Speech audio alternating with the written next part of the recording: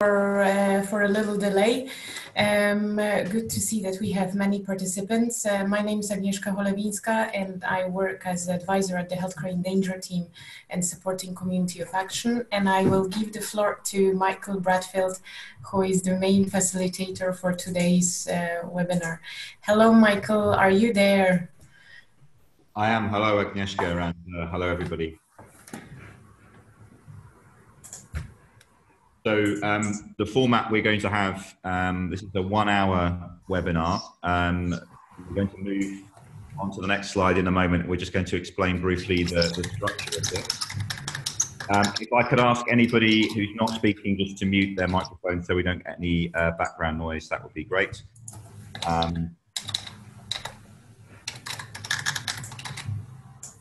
Particularly if you're typing quite enthusiastically.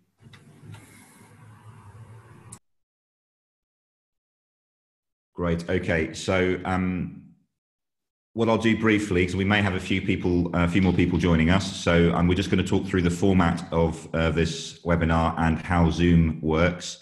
So for the most part, you won't need to do very much other than you may notice on the right-hand side, there is a Zoom webinar chat. So a few people have said hello from there. And normally at the start of these sessions, we ask people just to say hi and just mention where you're joining us from today, if you're able to do that. And then if you want to have feedback during the session, but somebody's talking at the time, you can always type a question or a comment in the side there, and then we'll be able to see that and pick up on it. But there will absolutely be opportunities for people to discuss, and that's the purpose of this webinar today. So if we could just move on to the first slide. So I think, Christina, are you driving this? Are you able to move us forward onto the first one?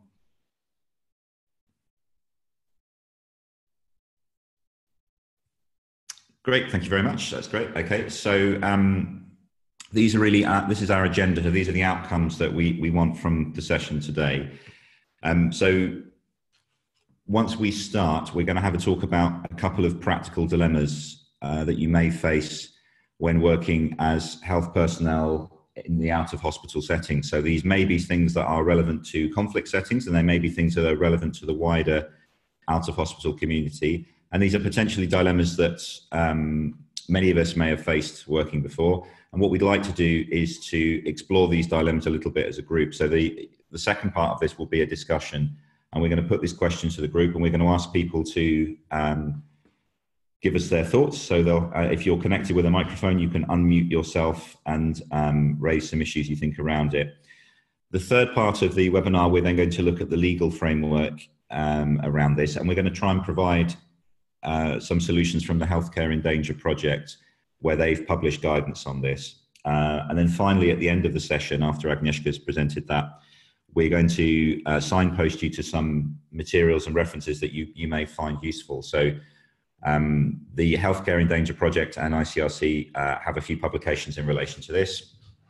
And then you can explore these in a lot more detail. So really the aim of this 1 hour session is to have a little bit of discussion and share some insights from different people around the world about the issues, the ethical, moral dilemmas that we might face in these situations, and then talk a little bit about what you might feasibly do in these situations, as well as raise the dilemmas and the issues. And then we'll talk about some of the practical points. So hopefully what you'll take away from this is a better understanding of the rights and responsibilities of people working in these situations, and have explored some of the potential dilemmas you may have. So we're only going to look at a couple of case studies, but we're going to try and explore those in a little bit of detail. And I think great, we can move on to the first one now. And if anyone has any sort of pressing questions at any point, feel free to type them into the box and we'll address those. But once we've kind of explored the first dilemma a little bit, we're going to unmute people and hopefully get to hear from you rather than just from us for a large part of this session. Okay, so hopefully you can all see the first dilemma on the screen now. So we'll just read through this and then we'll try and explore some of the issues around it. So a member of the community is injured by an attacker. The attacker is in a critical state. The family and other community members present are applying pressure to you as the first responders to treat the member of the community first, who's not as badly injured. the situation is becoming tense and you fear for the security of your team. So in this scenario, and we can explore different elements of this, we want to kind of highlight how you would prioritize the treatment. So as a medic, you might be thinking that you want to treat the most seriously injured first, but also be mindful of the security realities of this situation. And in previous sessions on this, we've explored quite a lot about safe working practices, when it's appropriate to move or leave, or when it's appropriate to treat people. And I'd be very interested just to hear from the group, and I know we've got people represented from quite a large number of countries here, what you feel you would do in this situation. So just to try and answer the question to start with, and does anyone have any thoughts on how they would deal with this type of situation?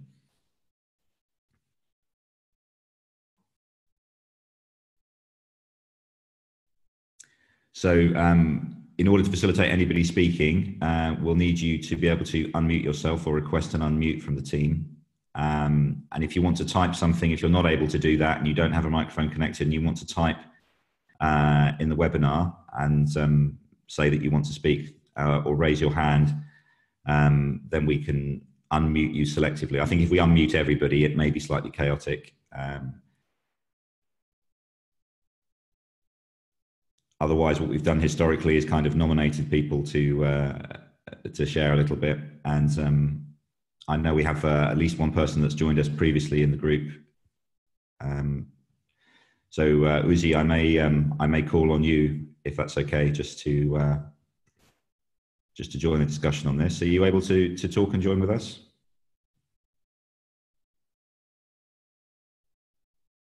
Uzi wants to talk about this. Yeah, definitely. So he should be. I'm trying to unmute him now. Okay, do you hear me? Now we do, Izzy. Yes, you're very welcome. So yes, please share your thoughts on this. Thank you very much. I don't think there is a big question over here because not in any case. I will take care first of all to the person that is in more critical condition. It doesn't matter if this is an attacker or the member of the community. We have to take care of the person that is going to die or to give help according to the situation and according to the injuries of the person. I don't think it's really matter for my crew to check who is the attacker or who is a member of the community, and look at the situation and help the person that need it the most. Okay. So this is my response.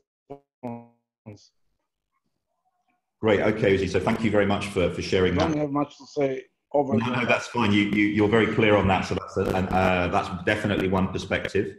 So what do other people think around that? Do you think that there are any potential problems with taking that sort of approach in terms of your own safety or prioritizing members of your own team? So we often say that, we look after ourselves first, safety first. I think what Uzi's saying is very reasonable and a very moral stance to take, but would anyone think that they might do something different in this particular setting? I know Uzi's extremely experienced in working in these kind of settings, so it's very interesting to hear that.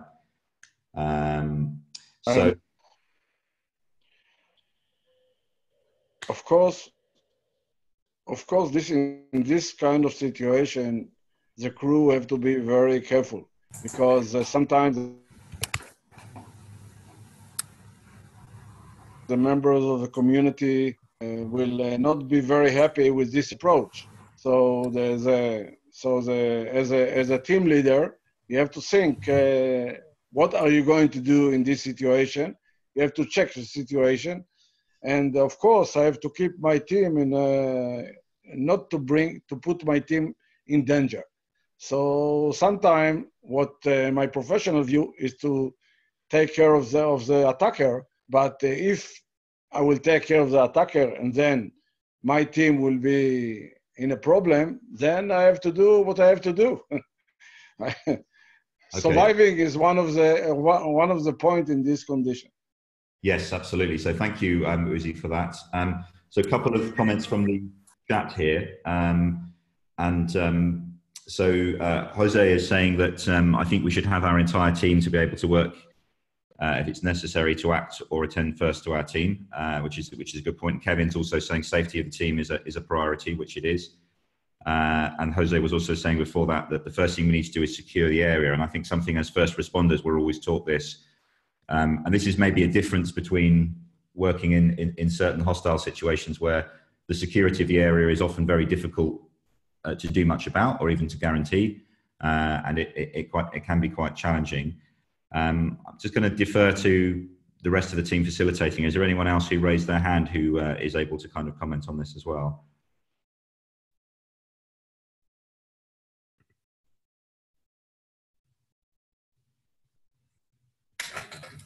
I mean, Michael, can I add something to the discussion? Because very interesting feedback from Uzi and from Jose Maria and Kevin Law. I'm just wondering how practically you would do, because we might find ourselves in situations, and especially in our conflict context, but also it could be also other situations whether there is some level of violence.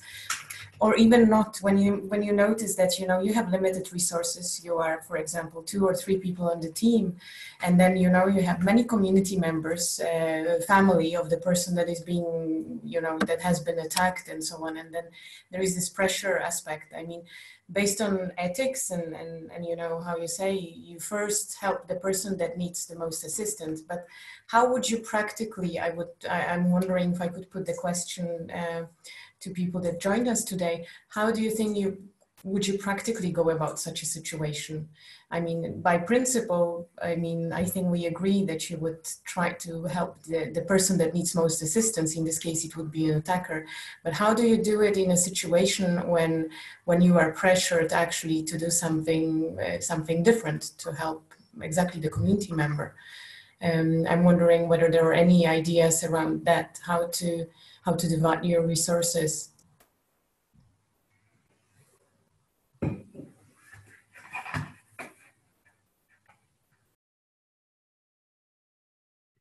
Thank you, Agnieszka. I think if anyone has an answer to that or a comment on that, if you want to either type in the chat or raise their hand if you're able to do that through the platform, and we can unmute you. And if you haven't joined us before and would like to just chip in with the conversation, then we're very keen to hear your views on that as well. And likewise from the panelists, if Christina or Reda Anna or any of the others are interested to share their thoughts on this as well. I think we're very keen as well to talk about sort of practical solutions of what you would do with this, because I think we know morally we feel we ought to treat the person who needs it the most, and we've heard as well that there's a dilemma around if that then creates an added danger for us. Is that necessarily the right thing to do? So what sort of practical solutions, as Agnieszka was saying, could we have in this particular setting? Do we think it would be reasonable to try and negotiate with the family and the community and explain to them that you must treat the person who's injured? Is that a realistic thing to do in some settings? It might be in a very peaceful civilian setting to have that level of discussion. But if you're working somewhere that's not such a friendly or easy to work in environment, it might not be as feasible to do that. So I think maybe part of the answer to this question is it's a little bit context specific. And I think one of the things that will come out from discussion of these dilemmas is there is no one single solution that we can apply in all contexts. And it will vary a little bit according to the makeup of the team, the location, your perception of the security risk, how badly injured somebody else is, who that person is. And of course, we want to be impartial. We don't want to be making these decisions. But I think one of the responsibilities of working as a healthcare professional in these settings is that we do unfortunately have to face these challenges. So if anyone else has any other comments or thoughts on that, then do please share in the chat or make a request to unmute yourselves. And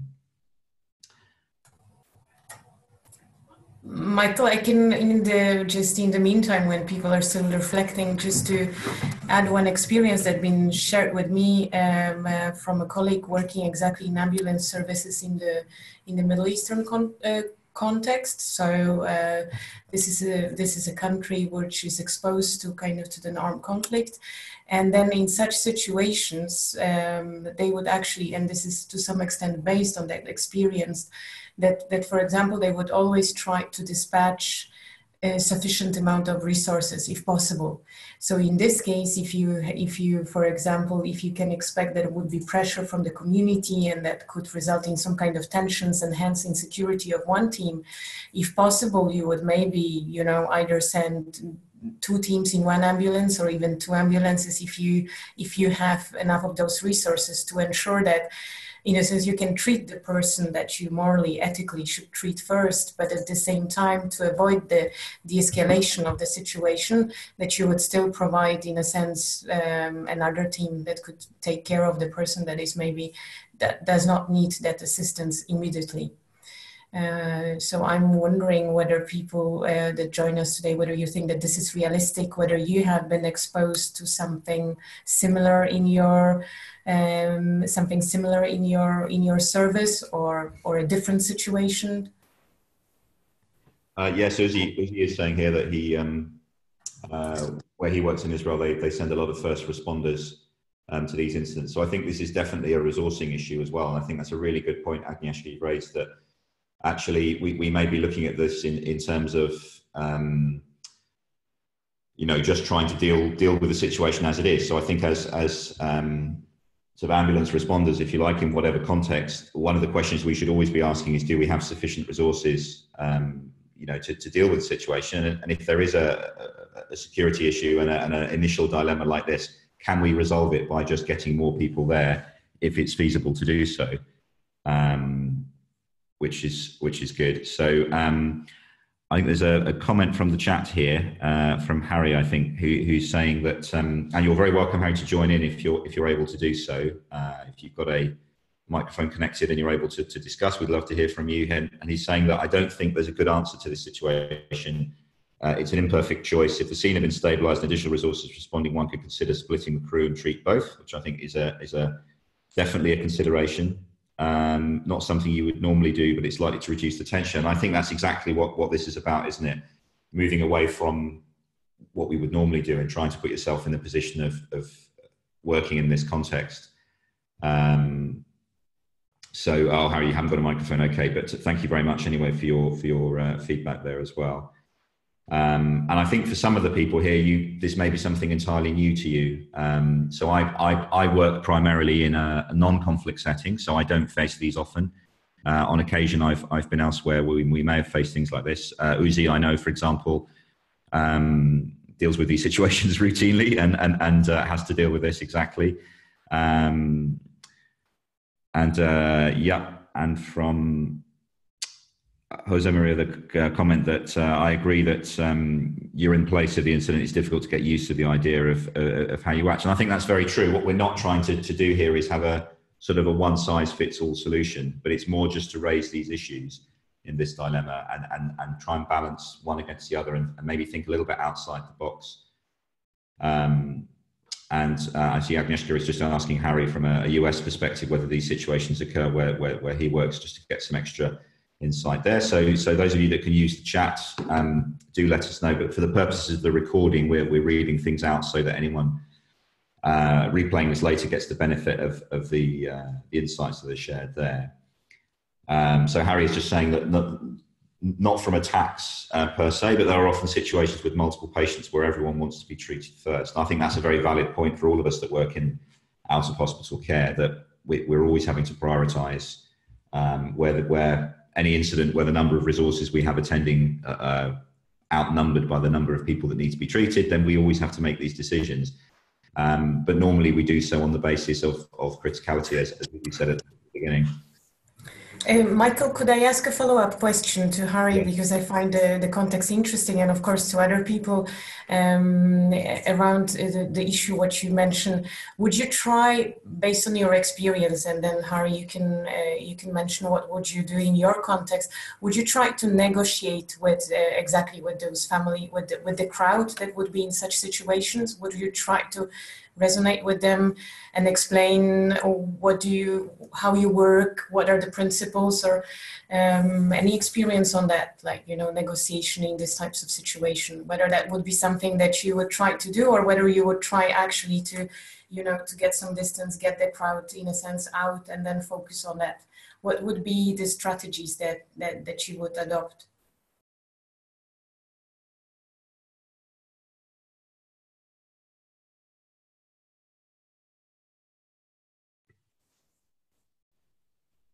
Okay, and while we wait for Harry to type a reply to that,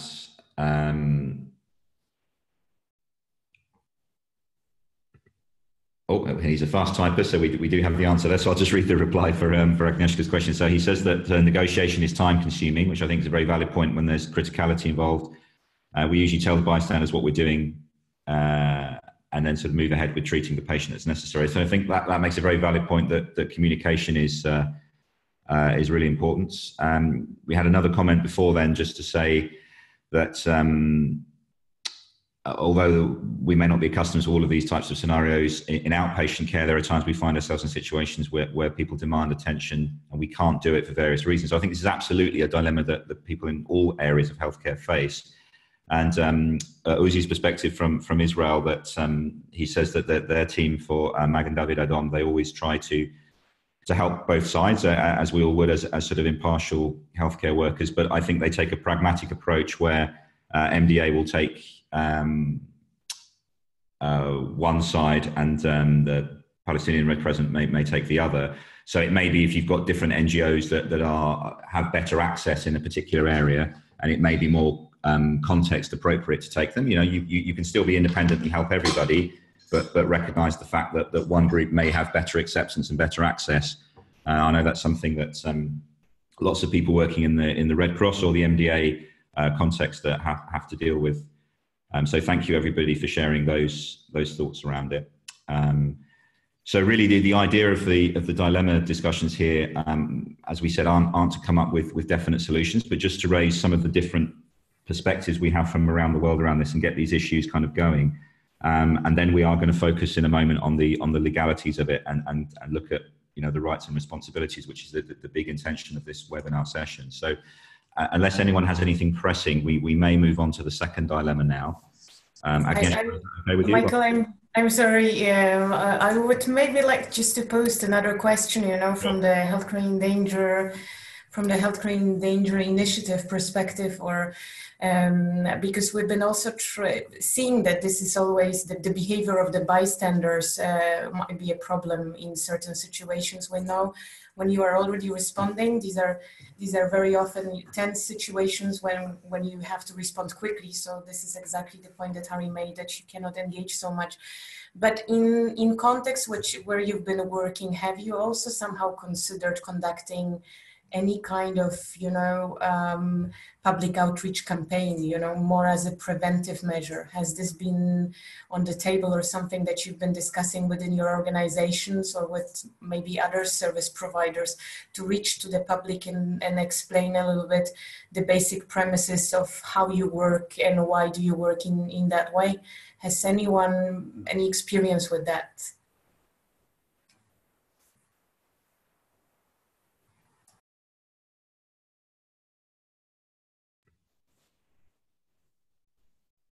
Okay, so while we wait for, I think we're getting most of the input from the chat window, which is excellent. I know works well for some people attending. So while these come in, I'll just read them out and then we can hopefully have some discussion with Agnieszka around it. So Harry is saying that we do the outreach, but we find it difficult to reach a critical mass of the population. And I think that's probably something that we would all relate to, that it's important to have engagement with the local community, and particularly if you're working in a challenging area and you're wanting to be an impartial organization. I think it's working on acceptance takes a very long time, and sometimes it will always have a limited capability. You can't always be accepted by everyone everywhere, whichever organization you're in. And Harry's point about the critical mass, I think, is a very good one. Does anyone else have any comments they want to put in the chat to answer Agnieszka's question?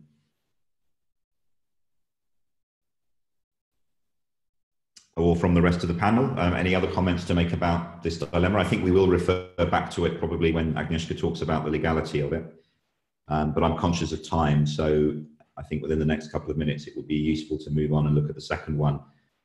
But equally, I don't want to stifle the discussion here. This is always a challenge in these sessions to fit everything into the 60 minutes and not run over. But I'm very keen that we don't miss out on the latter part of the session. So interesting comment from Greet Peters. Perhaps you could share where you're connecting from as well. And apologies if I'm not pronouncing your name correctly.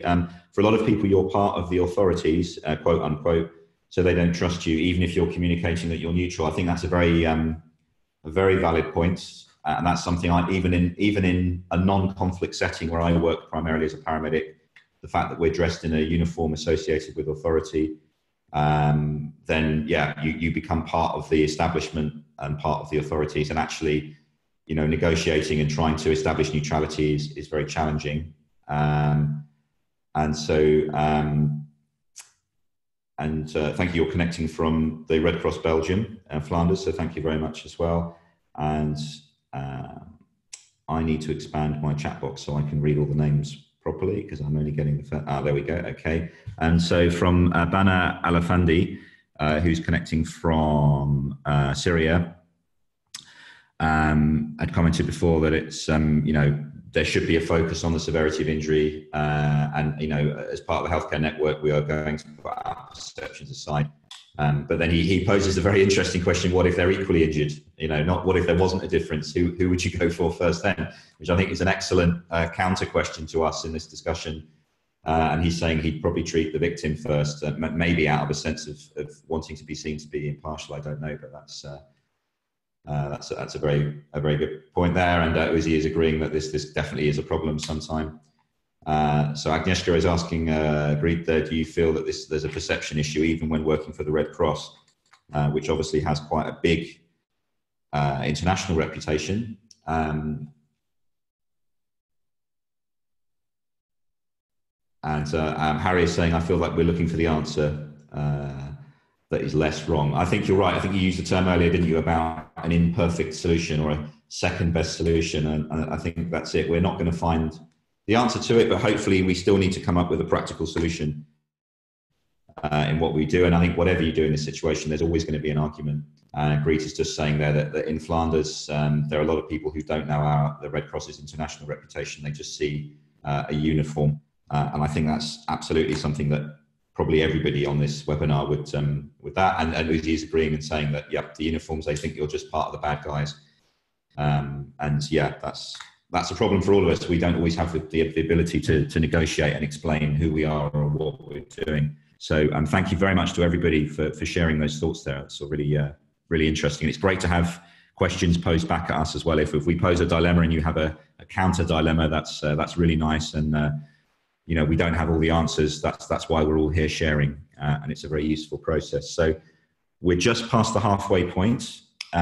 We have a second dilemma to discuss, and which is on the screen now, and then we need to move swiftly on. So we may go past this a little bit quicker now that we're all up and running and using the chat. So the second dilemma is that a pregnant woman is unconscious, and for whatever reason, unless she's taken by ambulance personnel to a hospital immediately, she or the baby are at risk. So maybe she has a big hemorrhage, or there's some other problem. So the family of the patient does not give consent, given that the ambulance would have to pass through an insecure area to get to the hospital. So the family is saying, we don't want you to take her because we're worried about the risk. And obviously you're concerned if you don't take her that she can die. So we're asking in this situation, and this is an incredibly complicated, multifaceted ethical, moral and legal dilemma. So if we can wrap this up in 5 minutes, that would be great. But I think that may be ambitious. But what we want to do really is just, again, what are your initial thoughts around this? And what would you actually do in this situation? Is there anything we could reasonably do? Again, we can negotiate and discuss, but and in a moment, Agnieszka is going to talk about the legal issues around this, and we'll touch a bit on consent and to what extent someone can consent on behalf of someone else.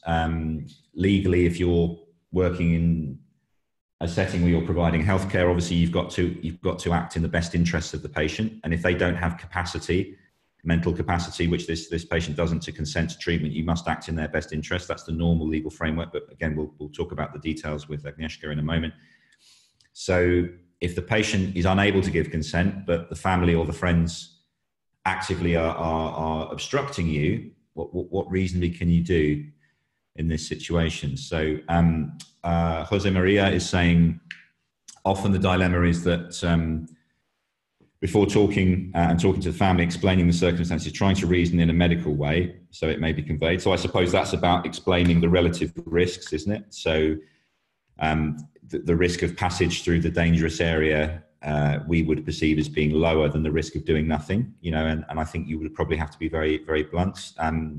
Uzi actually has a dilemma, has faced this exact dilemma, in fact. Uzi, so thank you for sharing that with us. And he says they didn't let us go and the baby died as a result. So realistically, there may be only a limited amount we can do, even if we want to do the right thing. I think as rescuers working in these kind of situations, whatever our rights and responsibilities may be, then it may be quite challenging to do that. And actually, given that Uzi has faced exactly this dilemma and he can give us first-hand experience, it'd be great to hear from you again, Uzi, if you're happy to talk us through this. Sorry, we've just dropped this on you out of nowhere, but it's always great to have some real life examples. So we're going to unmute you now if we can, if someone's able to do that.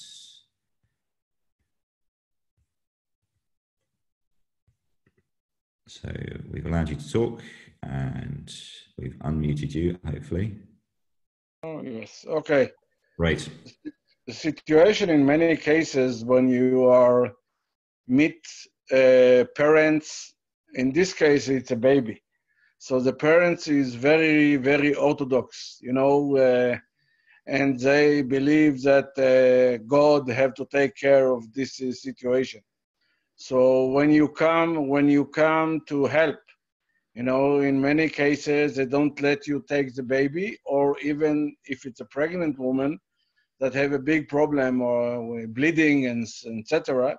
Sometimes they don't let you take it because they wait God to intervene, you know, and we are not going to fight with them. Unfortunately, in many cases like this, the baby died because, first of all, it takes time till they call you. And when you get there, the baby is already, in many cases, don't breathe or is actually dead for a relatively long time. Of course, as a member of the MDA group, we have to give him resuscitation, etc.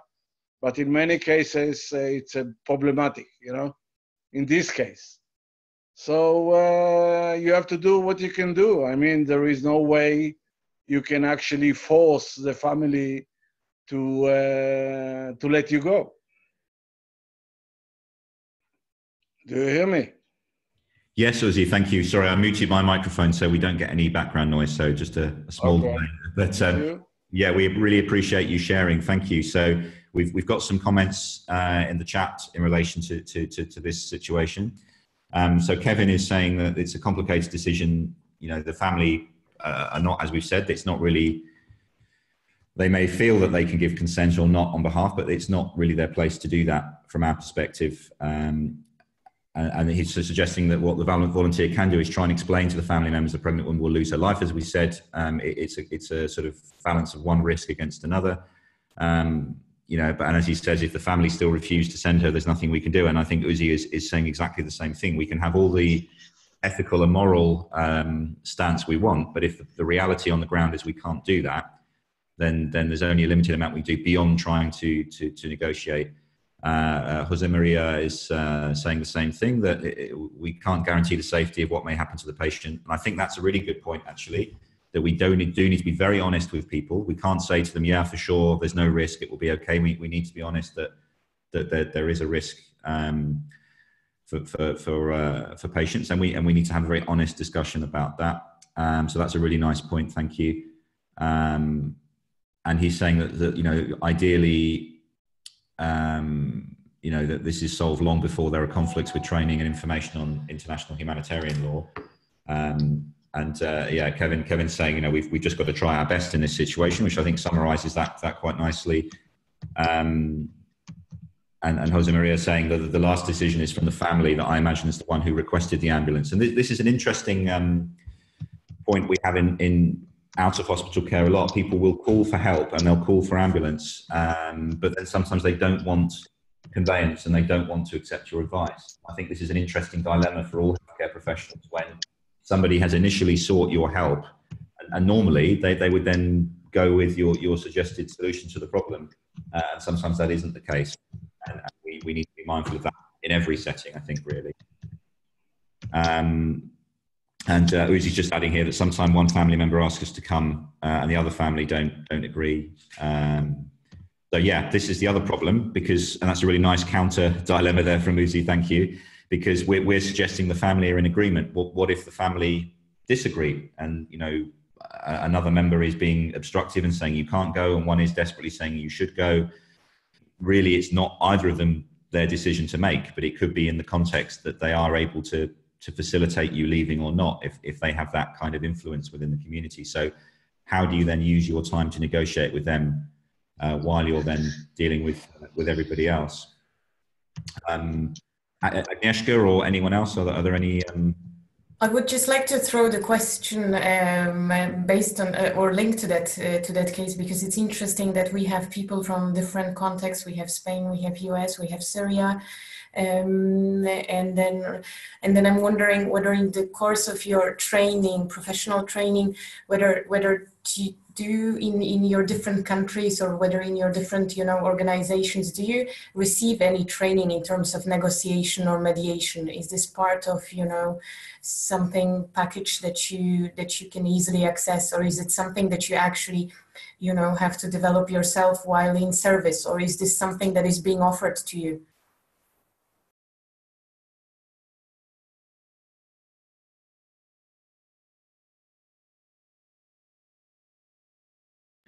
Okay, so just have a quick readout of the chat again as well in answer to that. So Anna is just asking Uzi a question about that, which we're going to follow up in a second as well. And Uzi makes the point that any delay is very bad. So Greek Peters from Flanders region is saying that our volunteers get training in communications and dealing with conflicts from the Red Cross. And absolutely, not only the Healthcare in Danger project, but the wider Red Cross, Red Crescent community do focus on communication and negotiation skills very heavily, because it forms a much bigger part of the role than I think it does in a lot of non-conflict sort of routine EMS work in other countries. But I would say probably that every single person involved in this discussion has probably has been in a similar situation, at least in terms of having to negotiate with family members or other people, where even if the legal imperative is yours to take in terms of deciding where the patient goes and acting in their interest, the reality is that you still need to negotiate, and it's probably the right thing to do if you can do it successfully. So this is definitely a challenge, I think, that we face in across the whole out of hospital section. And yeah, and Uzi is just adding to say that I think he's summarising to say that having experienced people involved in these discussions is very useful, and we certainly appreciate your input and your involvement in all of these projects, Uzi. Thank you, and to everyone else who has shared so far as well. We were just posing another question to Uzi about whether there's a potential for getting blamed for the death of the patient. I think Anna was raising this. You know, if you fail to then treat them and something happens, even if it's against your wishes, you know, is there a risk that that we then get the blame for it? And from my perspective, I feel there is, and I'd be interested to hear from the group if other people have been in that situation where they've not been able to do what they want to do, but they then have to face the consequences of that. And I think that's another kind of moral dilemma that we face, that how do we then deal with that when we're accused of doing something that's caused a bad result, even though that wasn't what we wanted to do in the first place. So I think that's probably a dilemma. So Uzi is saying there that yeah, he in his experience that we've been blamed for. Certainly, I've been blamed by people for in their moment of grief and distress And this is potentially a security issue as well. If you're, you know, we've talked in other parts of the Healthcare in Danger project, case studies around hostile crowds, and that's been raised a lot by people within the community. And how do we deal with those? It is unfortunately a part of the job that we do and the service we provide. So we do need to have strategies for that and think about safety and consequences. Greet is just adding here to say we've seen it a few times in disaster settings. It's a question of, you know, volunteers blame themselves and have psychological problems with it afterwards. And I think that's very true. And these things can have significant impacts on the mental health of the rescuers. And this is actually a topic we're picking up in a later webinar discussion in this series. We didn't plant that comment from Greet, but I'm happy to link that in there to say that. So Agnieszka or anyone else, anything else to add before we move on? Michael. Christina, yes. I would like to say something. In my case, I'm working in Spain, fortunately in a peaceful place. When I face a situation like that, maybe if we couldn't negotiate with the family and the baby and in this case the mother could maybe will not survive. We need to be in communication with the police, because sometimes we need to move the patient and the baby to the hospital without the permission of the families, and then try to maybe to look for juridical consent.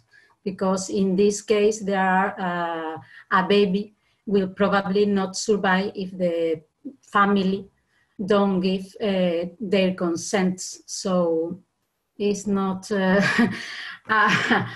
really good situation. In this case, we'll try to negotiate with the family, and if the family don't give us the consent, sometimes we call the police, and the police help us to move the patient from the place to the hospital to try to treat these patients. Thank you, Christina. Yes, I think it's a very valid point that if you are in a setting with a functioning law enforcement capability, then this is absolutely a situation where acting in the best interest of the patient, you know, it would be useful, and you know that it may be necessary to deal with that. So. Thank you very much to everyone that shared that so far. I think we may return to a couple of these issues, but I'm keen that we probably move on to the next part now.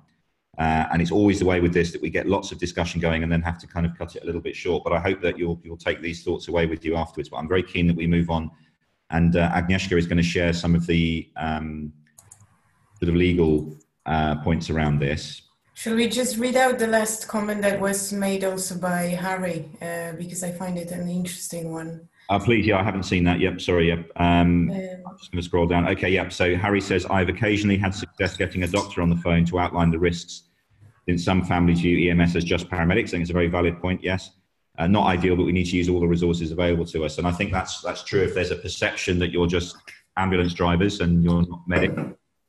Sometimes getting somebody else that has more standing within the community may be useful, and as Jose Maria says, sometimes we don't have police support available. So yeah, that's very true. So thank you, Harry, for that point as well. Anything else to add before we move on?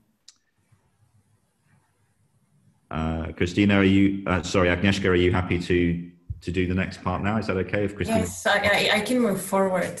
We can go ahead with that part, and then see. Thanks to all of you for participating in the discussion.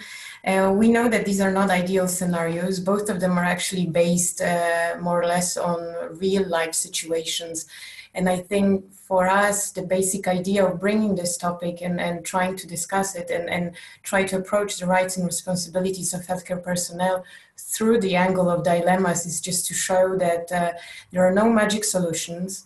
And what we have seen, engaging with colleagues in the delegations, ICRC delegations in the field, but also from different healthcare providers in different areas, is that that because of the fact that there is so much of unpredictability, that it's important to reflect upon this kind of situations ahead.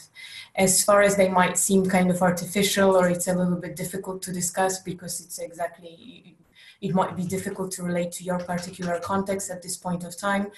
But these situations happen, and I think very often the only way to prepare is actually to discuss them and to reflect, what would you do?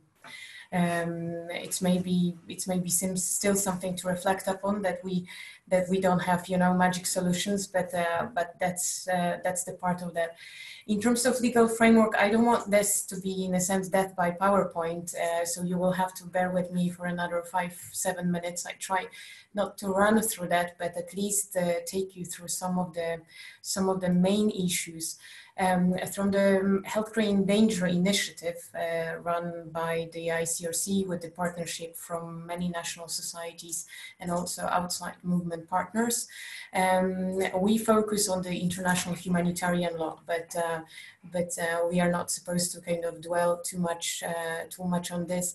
I wanted just to emphasize that, in a sense, the protection afforded to medical missions, so to healthcare personnel, to medical transport and to health facilities, is actually derived from the protection of the wounded and the sick in IHL. So this is one of the cornerstones of IHL, which implies that the wounded and the sick, they should receive humane treatment. They should be respected, meaning that their life should not be targeted.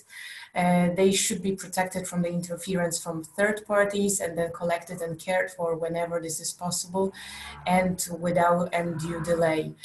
In terms of who is the wounded and the sick, the IHL, and then you can see I made a reference to Geneva Conventions and the additional protocols, which are the main legal instruments, but as well customary international law. In terms of the wounded and sick, we actually speak about civilians or military personnel who are not committing any hostile act or participating in hostilities. They might, you know, they are in need of medical assistance, and here IHL doesn't specify, you know, any threshold what the seriousness of their condition is. So it actually may imply that you may deal with a like, you know, wounded soldier that is not anymore participating in fighting. As well as, you know, pregnant woman that needs an assistance. So the IHL definition is very broad. And as I mentioned, because of the fact that the cornerstone of IHL is the protection of the wounded and sick, then those whose mission is to provide that care are also protected. And this is a special protection afforded to both healthcare personnel, facilities, and medical transport, which imply that the authorities or any party to the conflict should not arbitrarily interfere with that provision of healthcare.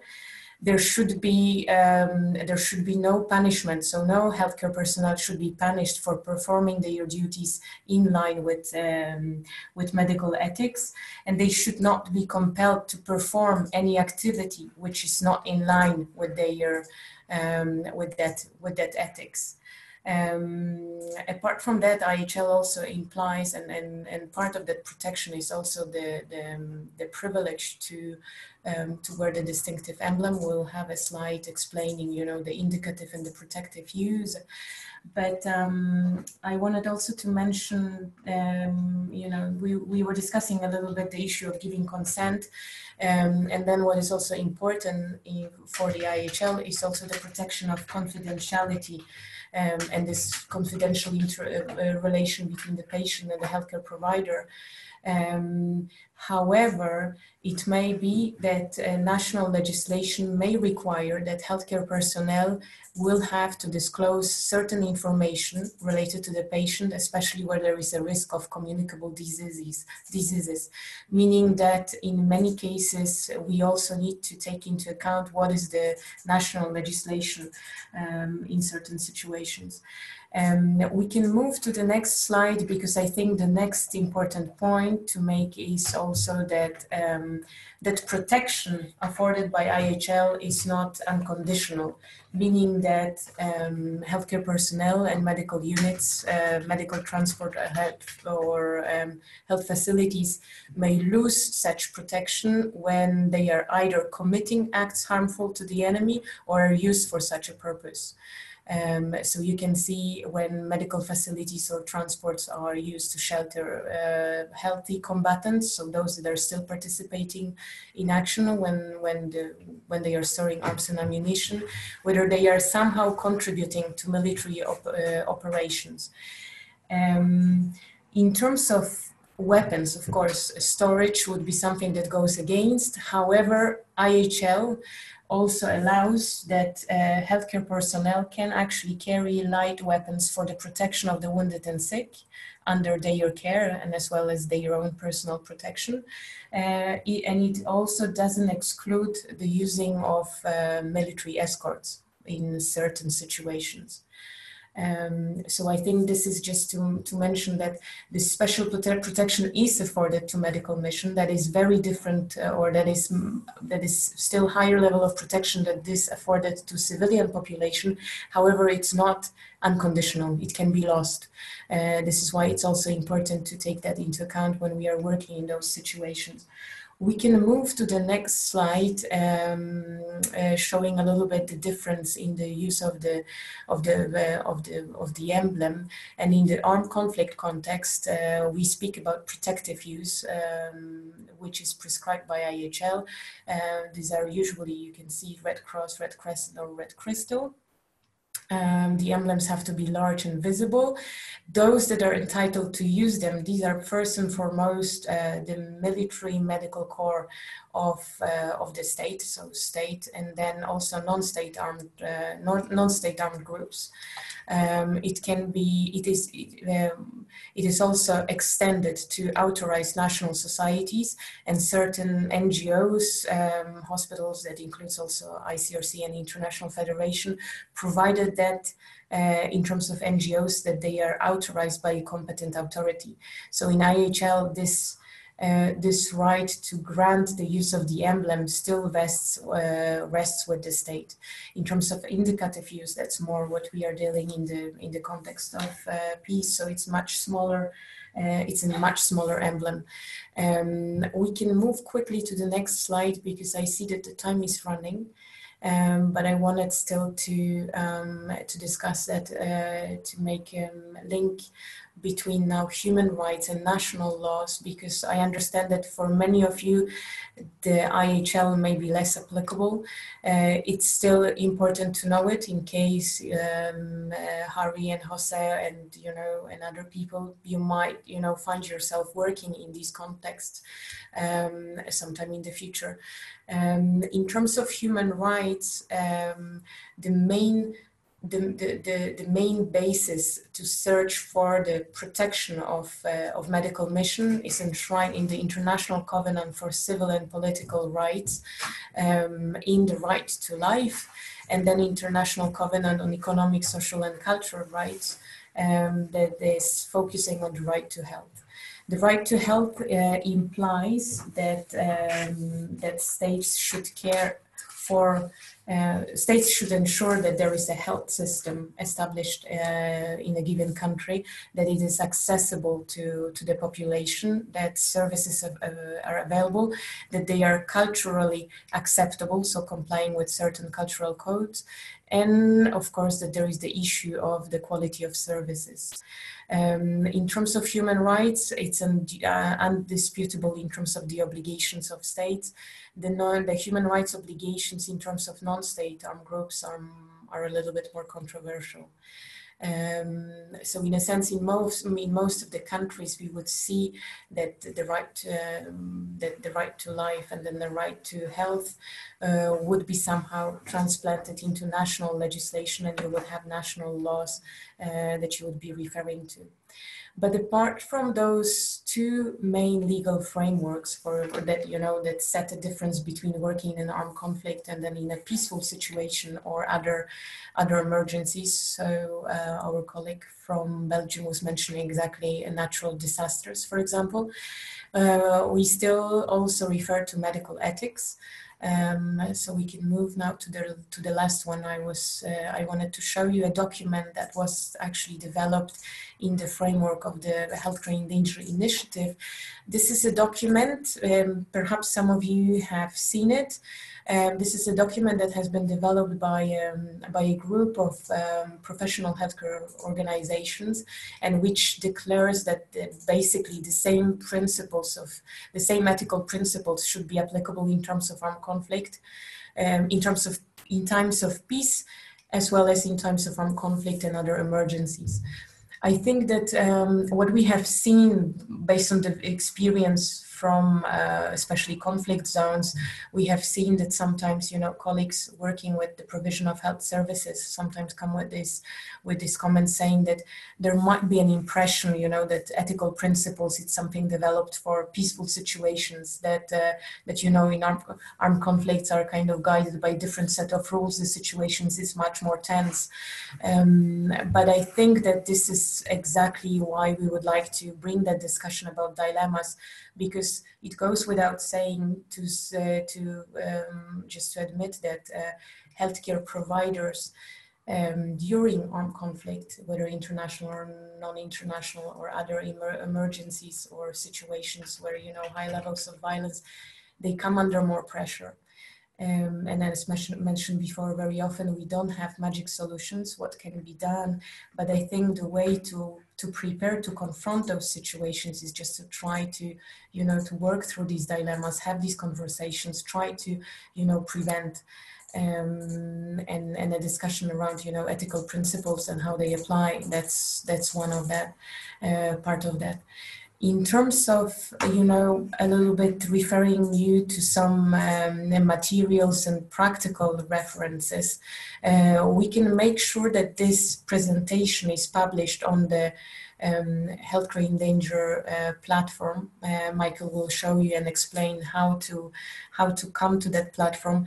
However, if you think that what we were, discussing today, it's interesting and you would still like to go a little bit more into depth of both legal framework and then different examples, I would encourage you to have a look at the e-learning on the rights and responsibilities of healthcare personnel that precisely treats a little bit more in depth some of the dilemmas related to confidentiality or treating, for example, or responding or dealing with cases of sexual and gender-based violence that is also occurring in different situations. So you can see the link through which you can access this e-learning. It takes approximately, an hour and a half, depending how much time do you want to spend and whether you want to read any additional material.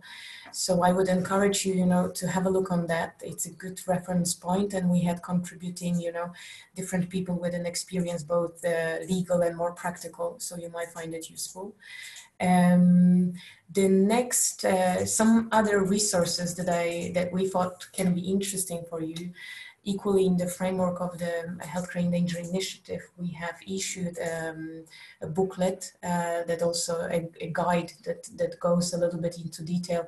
We didn't have the time, and then based on the feedback following that webinar, it would be interesting if you would like to have a little bit more on that. In the first publication that you can see, Healthcare in Danger, there is also a very interesting chapter around the relations with media. And now in the kind of mediatized world, and taking into account that we have social media journalists and then everyone with smartphones and all that connection, how to protect patient confidentiality, in this kind of era. So there are quite, interesting also examples in that publication. And then the British Medical Association has also issued a toolkit, despite the fact that they call it doctors working in conflicts and emergencies, they actually address that toolkit to any kind of humanitarian worker. So I thought it's still interesting if you go on the internet and then Google a British Medical Association toolkit for doctors, there are also interesting dilemmas that are mentioned there. Based on that, I think I would like to give back floor, Michael, to you so that you could mention where are, other ways how to find us and how to engage with us.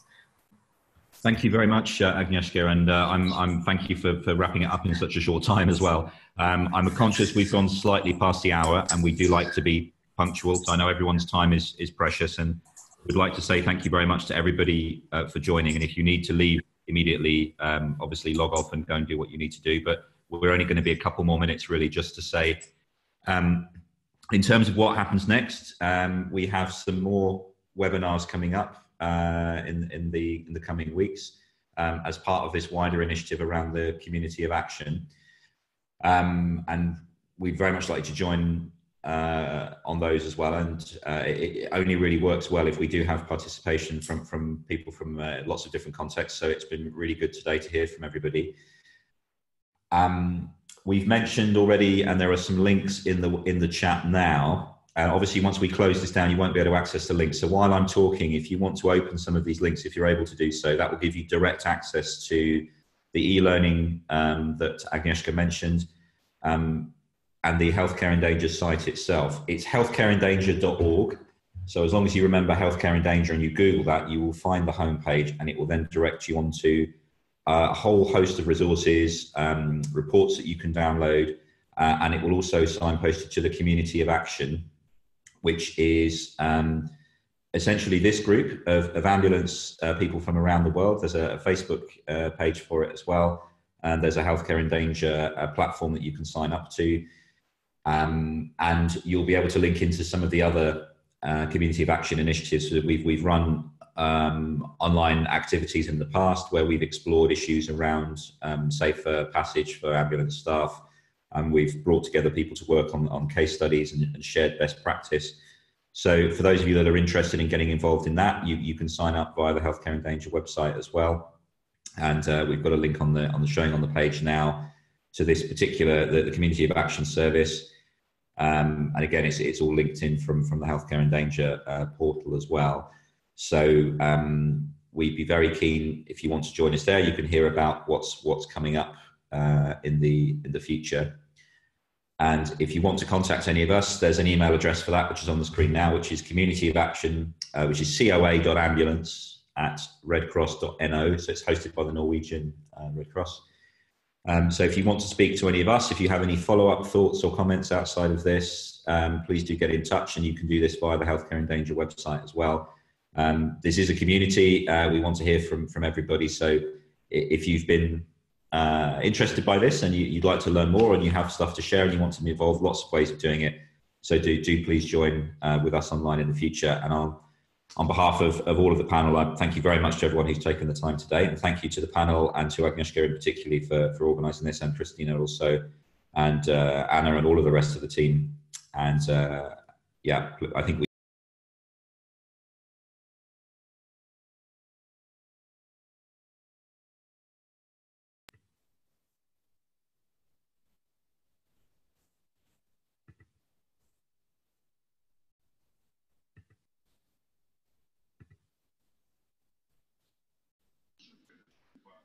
okay, so everybody's unmuted now, so goodbye and thank you very much to everyone.